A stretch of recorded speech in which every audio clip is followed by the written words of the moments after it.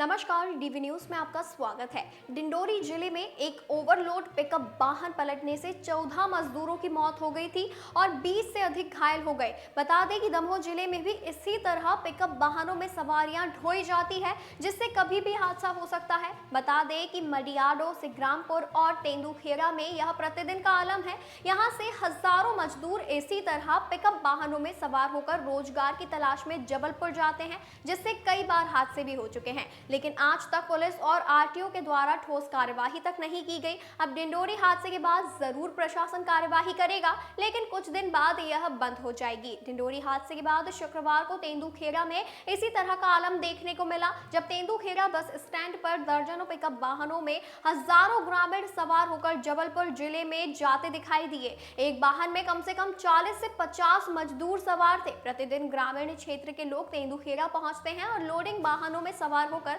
जबलपुर जिले में काम करने जाते हैं। इनमें महिला, पुरुष और बच्चे सभी शामिल होते हैं, जो सुबह सुबह रोजगार के लिए निकलते हैं और देर रात तक अपने घरों को पहुंचते हैं। इसी के साथ ये लोग प्रतिदिन अपनी जान जोखिम में डालकर इसी तरह सफर करते हैं। इसका कारण यह है कि ग्रामीण क्षेत्रों में ऐसा कोई व्यवसाय नहीं है जिससे उनका और परिवार का भरण पोषण हो सके। महंगाई चरम सीमा पर पहुंच गई है, जिससे उनको मजदूरी करने दूसरे जिलों में जाना पड़ता है। प्रतिदिन दूसरे जिलों में पलायन करने वाले लोग ग्रामीण क्षेत्र के हैं, जहां पर कोई रोजगार नहीं है। जब ग्रामीणों से बात की तो उन्होंने कहा कि उनके गांव में कोई रोजगार ही नहीं है।